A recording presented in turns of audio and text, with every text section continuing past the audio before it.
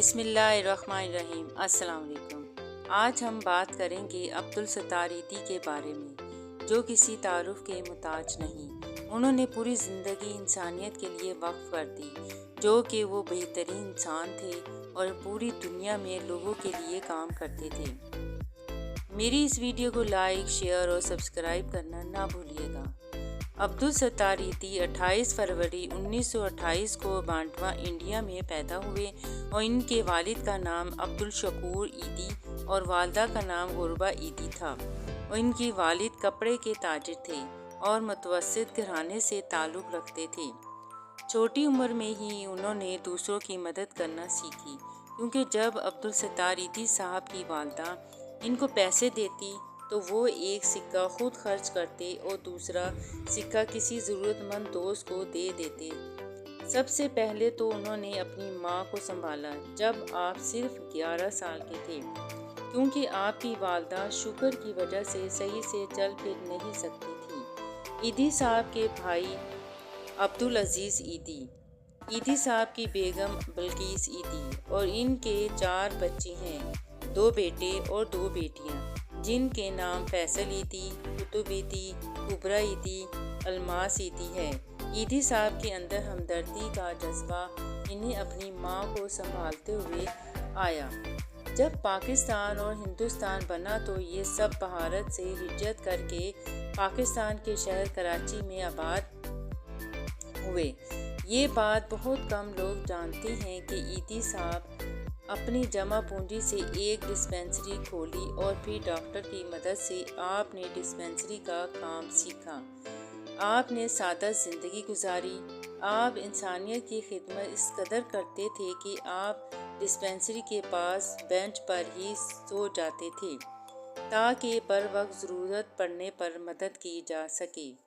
1957 کی دہائی میں شہر کراچی میں فلو کی وبا پھیلی ہوئی تھی تو ایدی صاحب نے شہر کراچی میں خیمے لگوائے اور سب کے مفت علاج ہوئے، اور پھر اللہ نے ایدی صاحب کی مدد کی۔ ایدی صاحب کو بہت سے ایسے لوگوں نے مدد کی جو دینے کی استطاعت رکھتے تھے۔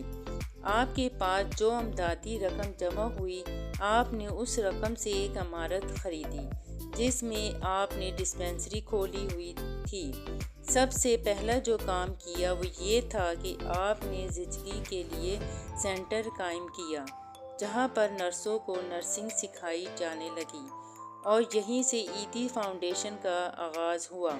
ایدی فاؤنڈیشن نے صرف پاکستان میں ہی نہیں بلکہ بین الاقوامی سطح پر بھی ترقی کی ہے۔ ایدی فاؤنڈیشن لوگوں کی امداد خود اپنی نگرانی میں کرتی ہے، ہر مصیبت اور ہر مشکل میں اہم کردار ادا کرتی ہے۔ پاکستان کے علاوہ دوسرے ممالک میں بھی زیر نگرانی کام کرتی ہے۔ 2006 کو بلقیس ایدی اور کبریٰ ایدی نے ایدی انٹرنیشنل ایمبولینس فاؤنڈیشن کا قیام عمل میں آیا۔ یہ ایمبولینس پوری دنیا میں بطور عطیہ کے طور پر دی جاتی ہے۔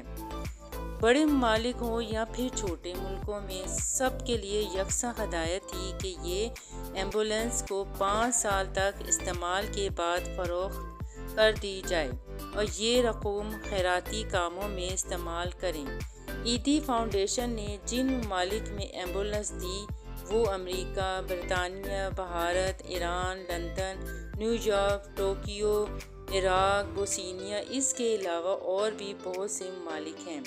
بیگم بلقیس ایدی صاحبہ نے کہا کہ مریض تو مریض ہی ہوتا ہے، اور ہمیں خوشی ہوگی کہ ایدی انٹرنیشنل ایمبولینس فاؤنڈیشن دنیا بھر میں انسانوں کی جانیں بچانے کا کام کر رہی ہے۔ شاید یہ بات بھی آپ لوگوں کے علم میں نہ ہو کہ ایدی صاحب کو ایمبولینس بھی ایک کاروباری شخص نے ان کو بہت بھاری رقم دی جن سے انہوں نے ایمبولینس خریدی تھی۔ اب یہ ایمبولینس تقریباً 700 سے زیادہ ہے۔ کراچی اور اندرون سندھ میں ایدی صاحب خود روانہ ہوتے تھے۔ ہسپتال اور ایمبولینس کے علاوہ ایدی فاؤنڈیشن نے پاگل خانے، معذوروں کے لیے گھر، زچگی گھر، یتیم خانے، لاوارث بچوں کی گود لینے کے مراکز، اسکول، اس کے علاوہ نرسنگ فاؤنڈیشن اور گھرداری بھی سکھاتی ہیں۔ عیدی مرکز کے باہر بچہ گاڑی بھی رکھی ہوئی ہے۔ جو عورتیں اپنے بچوں کو نہیں پال سکتی وہ اسے جھولے میں چھوڑ کر جا سکتی ہیں۔ عیدی فاؤنڈیشن اسے گود لیتی ہے اور اس کو مفت تعلیم دیتی ہے۔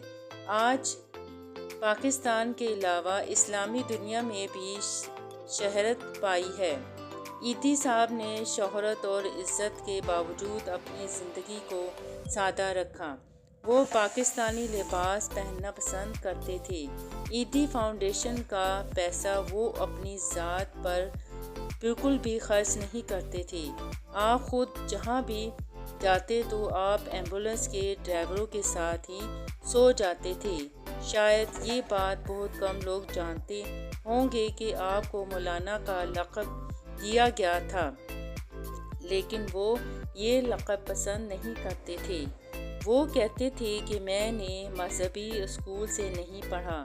عیدی صاحب اس بات کو بھی ناپسند کرتے تھے کہ جب ان کی یا ان کے کام کی تعریف کی جائے۔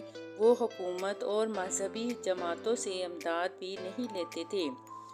1997 کو grains book of world record کے مطابق عیدی فاؤنڈیشن کی ایمبولینس سروس دنیا کی سب سے بڑی فلاحی ایمبولینس سروس ہے۔ عیدی صاحب اپنے کام سے کبھی بھی پیچھے نہیں ہٹے۔ عیدی صاحب کے پاس یہ بھی ریکارڈ ہے کہ انہوں نے کبھی اپنے کام سے چھٹی نہیں کی۔ آپ کو بہت سے اعزازات سے نوازا گیا، جن میں 1986 عوامی خدمات میں رامون میگسے کا اعزاز ملا۔ 1988 لینز امن انعام، نشان امتیاز۔ 1979 میں احمدیہ مسلم امن کا انعام کا بھی اعزاز ملا۔ اس کے علاوہ اور بھی اعزاز ملے۔ قومی اعزازات بھی ملے۔ حکومت پاکستان کی طرف سے نشان امتیاز ملا۔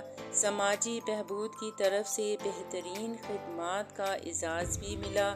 پاک فوج کی طرف سے جانب سے اعزازی شیلڈ ملی۔ لائف ٹائم اچیومنٹ کا اعزاز بھی ملا۔ اس کے علاوہ اور بھی قومی اعزازات سے نوازا گیا۔ عیدی صاحب 8 جولائی 2016 کو گردوں کی بیماری کی وجہ سے انتقال کر گئے۔ ان کی عمر 88 سال تھی۔ عیدی صاحب نے اپنے وفات سے قبل وصیت کی تھی کہ ان کی دونوں آنکھیں ضرورت مندوں کو عطیہ کر دی جائیں۔ ایسے درد مند انسان صدیوں میں پیدا ہوتے ہیں۔ اللہ تعالیٰ عبدالستار عیدی صاحب کو جنت الفردوس میں جگہ دے۔ آمین ثم آمین۔